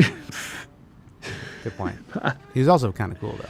Joan Rivers on, bot? man. Okay, now we're talking Nah. Spaceballs. Let's go. Get on the Reddit and tell. I mean, I guess if you take it from the perspective of which droid would give you what would be the biggest net gain from which droid? Like C-3PO knowing a bunch of languages and evaporators, not that helpful. Because we have software that can translate at this point. I mean, I'm sure there are technical droids with technical databases of information that would be immensely helpful for Yeah, how about just technology, those, but they don't really show them in any engineer droids, detail. those mechanic droids, ones you hit on the top of the head and they collapse. What about Yeah, those guys? yeah. Yeah, those are pretty cool. They can actually build stuff. Yeah. Okay, so Okay, this here we go. bread, Yes. if you're ready for bread, Red. is called babka. Babka. Oh, yeah, I know babka. And I like to somebody, drink sent babka. us a Is it recipe. chocolate babka? It's Or what? cinnamon babka? Cheese. Cheese babka. Yeah. All right. Here it comes. I love Uranus, pronounced a different way. Whoa. Oh, babka. What in the hell? Is this coffee cake? Damn, yo. No, that looks more like cheese. This looks like like cheesecake, So or it's like like Dude. It's a sweet crumb cream cake. cheese. Ooh, kinda Ian, this situation. is look So at this this. is Not pretty this good. came from. Let me find the person's name. I'm not going to say their full name, and I'll ask if I can post the recipe. It's a family recipe from Mark, who sent it in. Thank you so much. Sent in a cheese. More babka. bready than cakey. Yeah, I made two. In fact, I'm going to pull up some of the videos that I made. Two of them. This one looked better to me. That's why I brought it. Sorry, this is good. Yeah, actually, can you hold it up in the middle a little bit, Jay, like towards the middle of the camera? Yeah, there you go. That way you can see that. Yeah. There you go. Nice. I'll try to play some of these videos. Ian, you want a piece? Yeah, I'll grab a piece in a second. Let me play some of these videos while we're eating some. So it's a yeasted bread. Good break. This is You know really what I mean? good. Bake. Yeah, it's a yeasted bread. Play some hold music while we do this. I think there's some audio on this, but so you do a little yeasting situation. I made crab cakes too. That had nothing to do with it. Ooh, Eggs. bring them next time too. Yeah, okay, I'll bring those next time. So a little eggs and sugar and butter. Of course, you got to use the Irish, cultured butter because we're cultured here. A little mixy with really the good. milk and butter. You know what I mean? It's a lot of sugar, so it may be a little sweet for my liking, but it's still pretty good. Here it is. You let it rise for a couple hours, and then you roll it out into this thin kind of rectangle on a floured surface.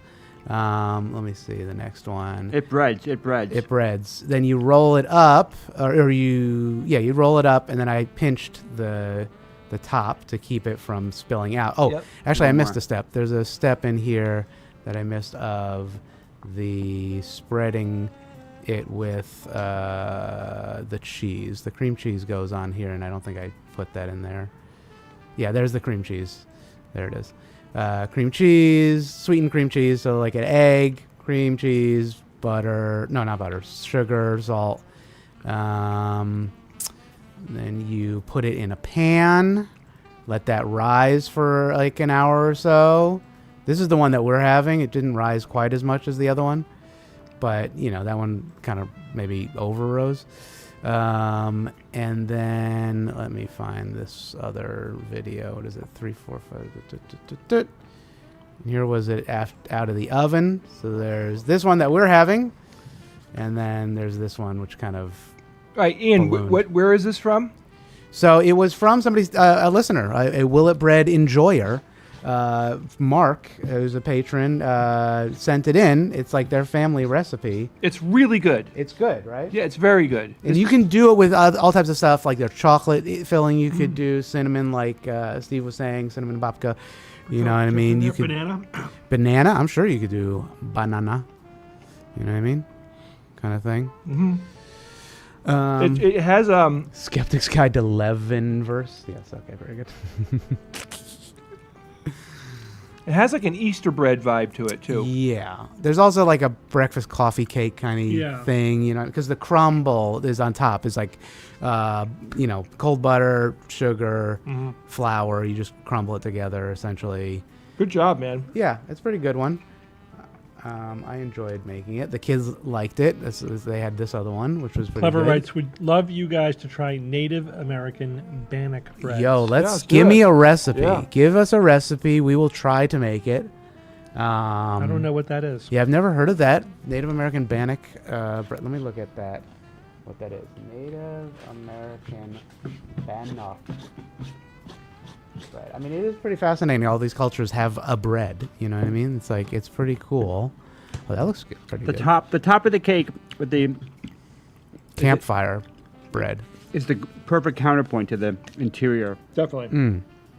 You could even up the cheese content. Yeah. I was thinking that too. It was a little. It would add moisture to it. It's a little dry. Yeah, I was thinking it would be more Danishy maybe, but yeah. But yeah, they that's what they called for. Like it wasn't as much as maybe.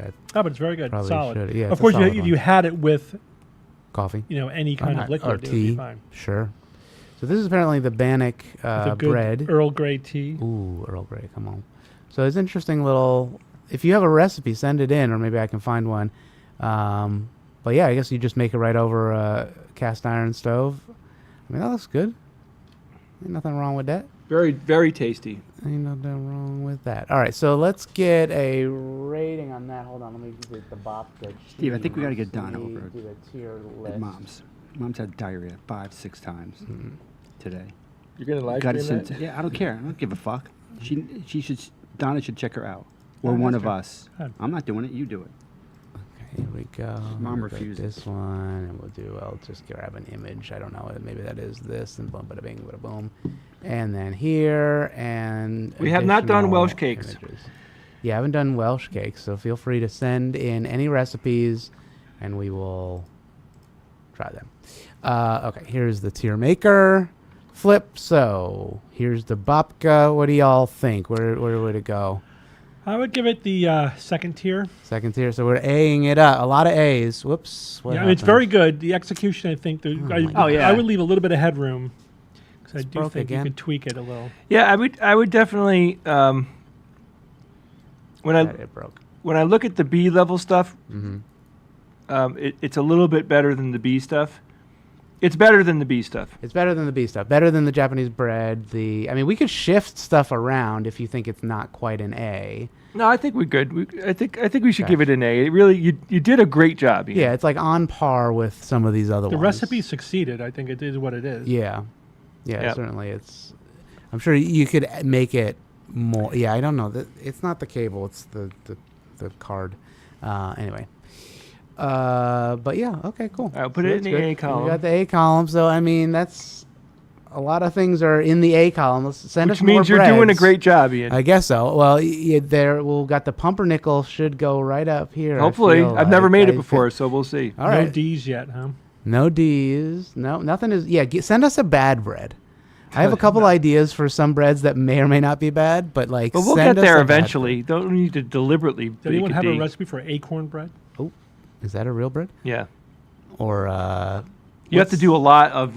What's the bread where it's acorns actually before you can brains? cook them and eat Or you them. can just Sweet buy bread? the acorn flour that somebody else has done all this stuff to already. The ad block. I'm sorry. It's just Or grasshopper It bread. won't let me use the app. Grasshopper. If I don't do Grasshopper.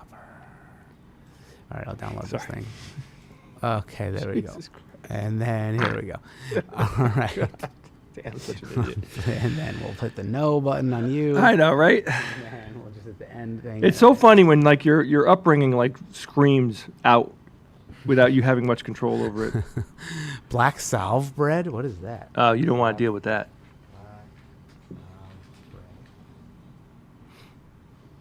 How about sweet bread? The sweet bread, yeah, isn't that the brains? Naturopathic self-treatment bread? What? One No. of the best breads I've ever had is What the is? Italian bread at a bakery in Arthur Avenue, which is a street in the Bronx. The New York. Bronx. My God, if I could get their recipe, Ian. I know. This is the Italian loaf with the sesame on the bottom? Yeah, God. Yeah, I know. Damn, it's so good. I mean, it has Epic. so much Why are they flavor. doing What are they doing? What are they doing? They might be using a different flour. I have to just resign myself to that. Probably an expensive flour. Those They just got it dialed in. bastards. Yeah. Yeah, they have to make it better and better each time. Hold on. What is that? Why does it do that there, but it doesn't do... Oh, okay. Whatever.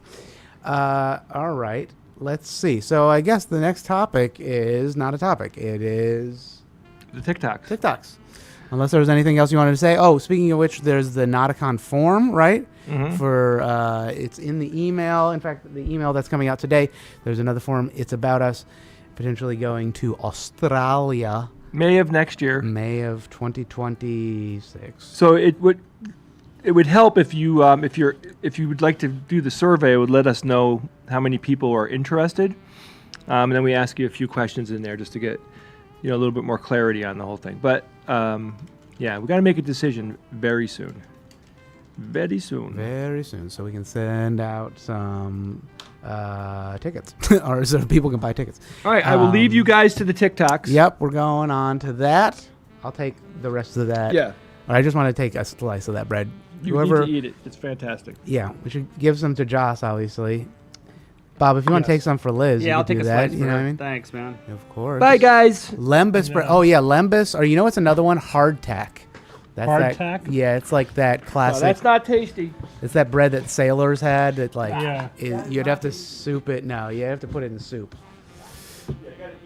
with something. So that would be a thing. All right, let me get the TikTok set up. Oh, you got a I'm busy. little preview of what I we're am going to busy. talk about. No, I really don't.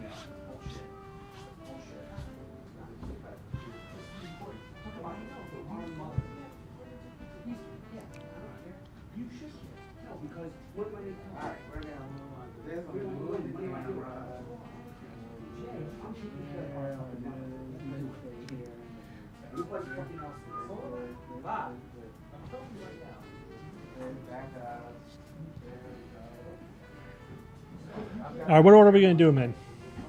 Careful, Bob's got a knife. Okay, all right, everything's good, and the bread is fine. Okay, here we go. Bye, thank you. Look how Steve has hardtack glorified cracker. Yeah, if even. I don't know if it even counts as a cracker. It's just so vile. Wait, Steve, talk on your mic for a second. Hello, checking 1, 2. Okay, good. I got you on the right mic. Joined from post, hello from post. Let me fix this camera. Real quick, main camera. Whoop, boop, boop.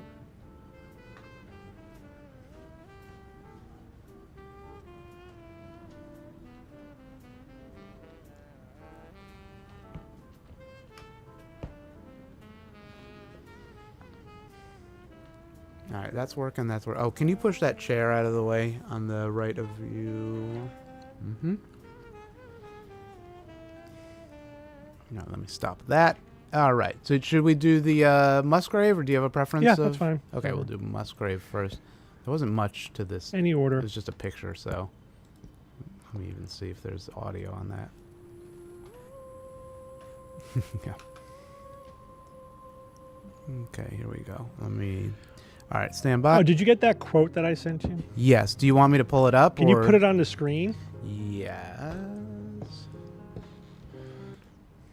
Is there? You I just can want the paraphrase text? it, but it'd be good to actually be able to. Yeah, let me figure out a way.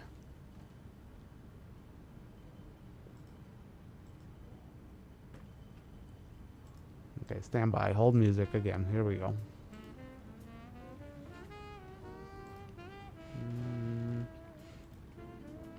All right, dead air, dead air. Here we go. In an interview, bop, bop, bop, bop, bop. Baba booey, baba booey. Let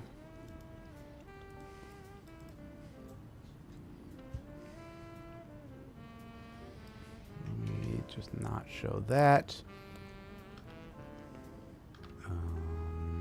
What is it?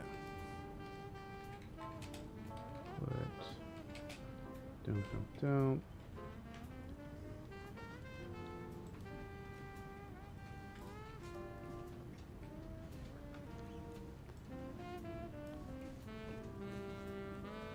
You need to make that a lot bigger. Yeah. I gotta make it, let me see if I can I change the font on this thing? Width. Okay, let me make this 600.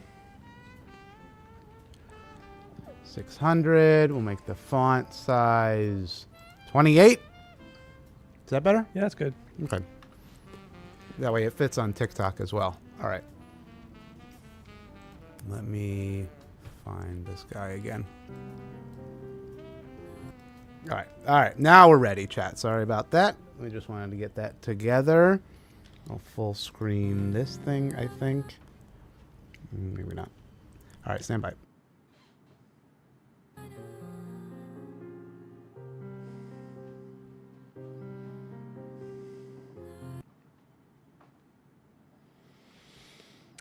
So actually, Dr. Musgrave did not say that he saw a snake in space. He absolutely did not say that. It doesn't take long to find the actual quote of what he said during the interview. There it is. First of all, context, right? All kinds of debris come off of spaceships, especially at the back end after the main engine shut down and you open the doors, ice chips, oxygen or hydrogen, stuff dumped from the engines. On 2 flights, I've seen and photographed what I call the snake, in quotes, like a 7-foot eel swimming out there. It may be an uncritical rubber seal from the main engines. In 0G, it's totally free to maneuver, and it has its own internal waves like it's swimming. At another point, he also said that it's probably made of rubber because it can sort of freely jiggle around. So he didn't say it was a snake. He said he saw something, some debris. He clearly thinks this is debris floating around out there. And if you have a rubber tube or a rubber strip in zero gravity, and if it has any internal momentum, it's going to move. Like our sensibilities on Earth is that things are at rest, right? Like my microphone is not suddenly moving on its own. Things tend to come to rest for a couple of reasons because of gravity and friction and et cetera in the atmosphere.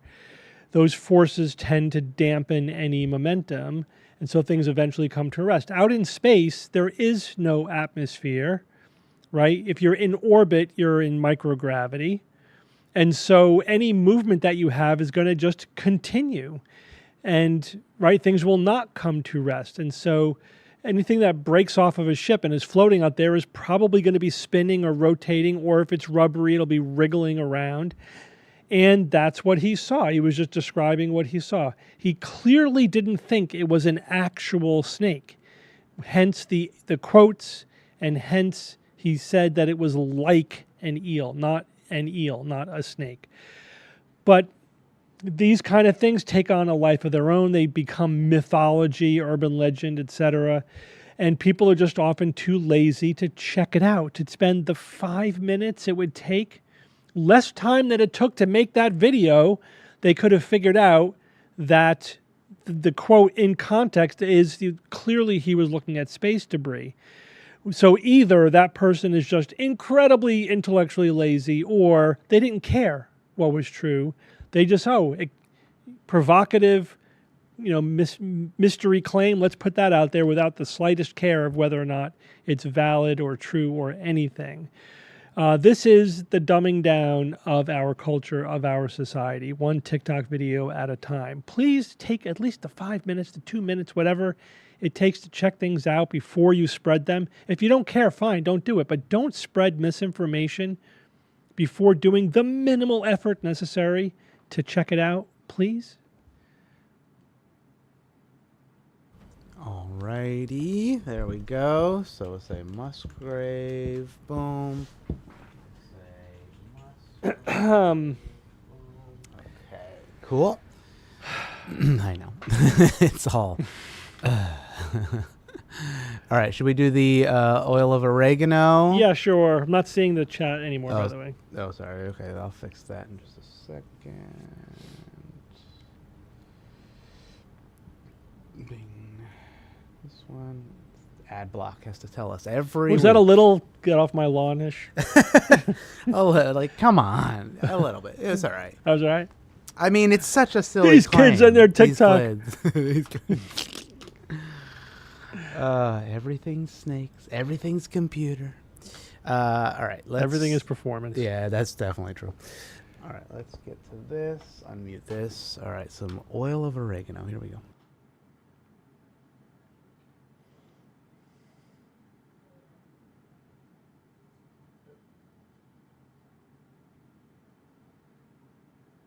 Here's how long you should be taking oil of oregano the right way. And if you don't believe me, I work in Ayurvedic medicine and I've been in this space for over a decade. I actually have my own clinic right here in Los Angeles. And my goal is to help people live a holistic lifestyle instead of depending on antibiotics. Oil of oregano is nature's most strongest antibacterial property. But what exactly does that mean? It means that it can quite literally detect anything bad in your body. So think of yeast, candida, sinus, bacteria, microbial, anything that's bad in your body, and it detects it at the root problem and essentially flushes it out of your system. Now, you want to make sure you're taking oil of oregano with a carrier oil because it is way too strong to actually digest on its own. All right, I'll stop after that other part. All right, here we go. Yeah. All right, rolling. This is a good example of what's wrong with taking an approach to health and medicine and healthcare products that's not based on reasonable science and evidence. So Ayurveda is basically just a traditional form of healthcare that is not explicitly based on science. As you can see, what you're getting there is some pretty explicit magical thinking justified by a pretty blatant appeal to nature fallacy, right? Oregano is somehow natural, therefore it magically will go into your body, it'll find and recognize what is bothering you and flush it out of your system. It somehow knows to go after the bad microorganisms and not the good ones. But then later on she says, you got to give yourself a break because it'll wipe out your good bacteria as well. So a little bit of contradiction there.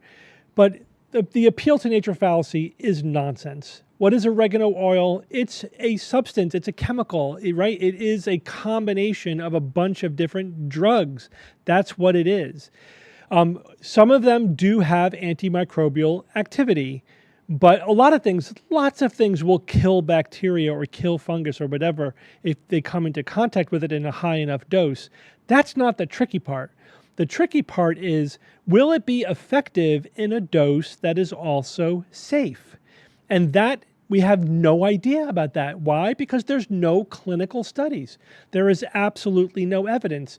So what she is doing, and the bobblehead pointing at her is agreeing with, is you start with just either complete speculation or maybe you have some preliminary preclinical data, like in a petri dish or maybe in a mouse, it has some kind of markers of some kind of antimicrobial activity. And then they leapfrog 20 years of clinical research and make clinical claims for it based upon, again, the appeal to nature nonsense. But we need to know lots of things about it. So first of all, what are we talking about, topical use or internal use? For topical use, what dose, in what concentration, over what period of time? Or what are the risks? What's the rate of an allergic reaction? What's the rate of just some kind of toxicity happening at that level? And then internally, you have a whole bunch of other issues we need to deal with. What's the bioavailability? How much of which active ingredients get absorbed? What does the body do to them? What do they do to the body? Where do they go in the body? How do they get eliminated? How long do they last? What is the dose that would be sufficiently toxic to different organisms? What's the side effects at that dose? How long should you take it for? You don't know any of these things. She says she just takes it for just routinely. Like, really? We're just taking antibiotics just routinely for just health? That's not a good idea. You're not supposed to do that. But in any case, she doesn't know what dose you're supposed to take or for how long or for what indications. We don't have that information. It doesn't exist. She's making it up, or at best basing it on anecdotal evidence, which is utterly worthless. In fact, if anything, it's more misleading than anything. So don't accept claims based upon some kind of appeal to nature or on traditional use or on just preliminary data from in a petri dish, in vitro studies or animal studies. Unless there's clinical data, clinical studies in people showing safety and efficacy, you cannot know what the net effect is. And our ability to guess is really bad. We have 100 years at least of scientific medicine where we could look back and say, how do we do when we just guess that something might be effective based upon this level of evidence? It turns out really bad. Most of the time, like 99% of the time, it doesn't work out. One of those many things I talked about go wrong. There's no bioavailability, or there's no dose range where you have benefits in excess of risks, or it causes kidney damage, or whatever, or too many people are allergic to it. There's so many things that can go wrong. We need clinical evidence, and it doesn't exist for oregano oil. It's a promising, at the most you could say is that it's a promising compound, and it should be studied so that we can answer all of these questions and then make actual recommendations. But basing clinical recommendations on the level of evidence we have now is malpractice. It's pseudoscience. It is nonsense. Alrighty, oregano. Somebody said it would be good on pizza. I was like, hey, little oregano. But it's all natural. All natural. We don't need no research. It's natural. Right. That's the ultimate con. That is the con. We don't need data and evidence and research. It's natural. Ugh. I remember arguing with a friend of mine. It was like, you're so obsessed with evidence, Ian. And I was like, what? What? I'm like, yeah. I mean, and you're not? I was like, how do you know anything? Yeah, like, exactly. It was very confusing. I was like, okay, whatever, dude. All right, this fucking fucking guy. Now, this is definitely this fucking guy. All right, here we go. Moon. Joe, did we go to the moon? Oh, wait, actually, let me start. Who is this guy, by the way? I don't think so. Let me find out what that guy's name is. It says it in the bottom. His name is Charlie Crockett. And Charlie Crockett is an American songwriter, as you might be able to tell. Yeah. Known for his unique vocal style that blends Ernest Tubb, Bill Withers, and French Quarter jazz. So he's probably pretty talented, but... not an expert on NASA. Not necessarily an expert on NASA, so don't go to Joe for that. All right, here we go. Joe, did we go to the moon? I don't think so. I don't think so either. I don't think so. It makes you sound completely insane to say it, but... I lost a lot of friends when I was younger when I started talking like that. I did too. Listen, man, I've talked to scientists that don't want to talk about it publicly. Yeah. Scientists. Well, see, you know what I figured? I figured that would be the one time in the history of civilization that human beings got to a new place and said, nah, I'm good, and turned around. And exactly. I don't want to look around there anymore. Well, he's got a great quote, and he says, there's not a single thing that's not easier, faster, and cheaper to reproduce today from 1969 except the moon landing. It's the one thing. There was a news thing where the news stations, the networks didn't have a direct feed. What they had was they filmed the moon landing, they showed it on a projection screen, and then the networks pointed their camera at the projection screen. That's why it looks so The moon has trillions of dollars in rare minerals on it. There's all sorts of on the moon that would be very beneficial to society, and it was always going to be that we're going to have a base on the moon, and we're going to use that to go to other places. I don't think so. So Rogan's process there appears to be, this doesn't make sense to me, therefore I'll invent a batshit crazy conspiracy theory to explain away my own ignorance. Or, I don't know, you could look up the history of NASA and the Apollo program and the Artemis program and try to get a deeper understanding of why we haven't gone back to the moon. First of all, it hasn't been that long when you really think about the course of human history, but also specifically how long it takes to stand up a major space program, the kind that would be necessary. Here's a little bit of history for you, Joe. So first of all, the Apollo program in today's dollars cost $320 billion, around that number, $320 billion. The Artemis program, which is now our attempt at going back to the moon, is estimated to cost about $97 billion. So we are doing it cheaper, but the Apollo program also isn't as ambitious as the Artemis program. Apollo, we just sent, these were all one-off trips to the moon. The spacesuits weren't even designed to last more than one use, basically one week on the moon, and that's it. The rockets were not meant to be reused, and we left no permanent infrastructure there. This was the so-called flags and footprints missions. We did a lot of science there. We brought back a lot of moon rocks. We learned a lot, but there was no permanent infrastructure. That's why, we would have needed to sustain that level of investment in order to keep going, right? It wasn't getting cheaper because we weren't building anything. We were just doing these one-off missions. And what was unsustainable was not going to the moon, was not the science, was not the technology. It was the political will. It was the money.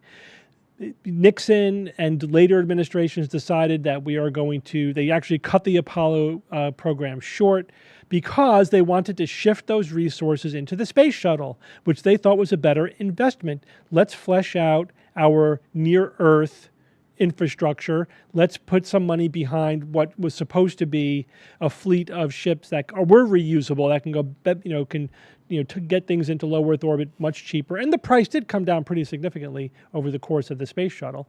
And that was arguably a good investment. They couldn't do both, right? NASA did not have the funds to do the space shuttle program and to keep going to the moon. If we wanted to throw another $300 billion at them, they could have, but we didn't. That was a political decision. It was all about how much money we're willing to spend, not whether or not we could go.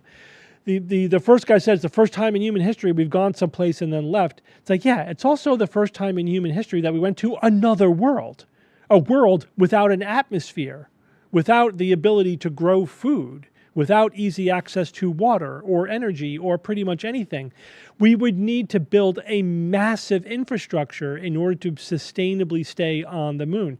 That's part of the idea of the Artemis mission, is to not just do flags and footprints, but to build an infrastructure, to have a base and the gateway in orbit, and to leave behind some kind of sustainable infrastructure. However, that's being threatened by the proposed NASA cuts. Again, politics and funding are the limiting factor here, not science and technology. So there's no mystery here. You don't need to invent a silly conspiracy that we never went to the moon because why aren't we still there, or why did we not go back? Look up the history of NASA. Look up why these decisions were made. Right? It always comes down to financing. Again, like there's trillions of dollars worth of rare earths on the moon. Yeah. And know how much it would cost to bring them back? It's not cost effective. Right? Why would you get resources that are thousands of times more expensive than the same resources on Earth? We're not going to mine the moon until it's cost effective to mining the same things on the Earth. And we're not there yet. We might not be there for a long time. At present, it's still cheaper to just mine these things on the Earth. So this is just basic economics. There's no mystery here. And this information, if you're really interested, if this fascinates you, read up on it. Read up a little bit on the history of NASA. and the Artemis program and the economics of these things. The information is all right there for you. All righty. That's that fucking What a jackass. guy. All right. Yeah. Classic. Classic Rogan. What are you going to do? All right, so that was the 3 TikToks for this week. That was my 3 things. We'll need the helium-3 from the moon eventually. Maybe. Maybe in use for things on But the again, moon. when it's cost effective, like that's almost, first of all, whenever you have any question about why aren't we doing X, the answer like 99 times out of 100 is it's not economical. That's almost always the answer. That's a good first approximation. And so at least you should always investigate that first before you decide that something else is going on. We're not doing it because it's not cost effective. That's the bottom line. All right, so chatters and chatterinos and chatterdoodoo-doos, go to theskepticsguide.org, and if you notice what's on that website, you'll see there is a Nauticon Australia interest form. So if you're interested in coming with us to Australia, or if you're in Australia or close to it or want to see us do Nauticon in Australia, click on that form, fill it out. Tell us your info on that. But be honest. I mean, don't say you're going unless you're really going to go. Because this helps us solidify. Yeah, we need to make a decision before we spend like $100,000 to make this happen. Like it's not a small investment. Yeah. Interested in going and willing to pay. That's the bottom line. Will you go at this price point? Because Yeah. that's what it's going to cost to get all of us there and to rent the space. Most of the cost is renting the space. Yeah, of course. As per actually, usual. 'cause it's really expensive. I don't know, post-pandemic, like just everything. I don't is know if they're more. making up for lost time or whatever. Everything is so expensive. Yeah. Right, and it's just we just got to pay what things cost. Again, unfortunately, always comes down to money. Yeah, I can guarantee you, we're not getting a cheap deal. It's not, No one's. It's not a Howard Chinese Johnson's conference. Yeah, nobody's getting money. But we want to do it because it's fun. We just don't want to lose money. Yeah, we don't want to. No, please, not in the red. That would be nice. But also, we want to have fun down there and hopefully see another, half of the world and the listeners of the podcast down there. So go ahead and fill that out. Also, if you're not a patron, consider being a patron at patreon.com/skepticsguide. Get a book for somebody, and I think that's it. We'll see you. So next week, you're still here, right? I'm here next week, but then I won't be here for the next 2 weeks. 2 weeks after that, right? Yeah. So we'll have a little downtime, a little break. Although we have to do a bunch of studio prep for some things in the mix. Yep. A little so it's probably a couple of weeks where we're going to be like retooling the studio. Oh, totally. I'm going to be traveling a little bit of it, so we might go dark in July. Yeah, in July, which is fine. I mean, you should be outside in the pool, right? Yeah, chatters. You're outside that 100-degree weather. Never mind. Stay inside. All right, everybody. See you later. Let's hit them at the end. Thanks, Ian. Bye.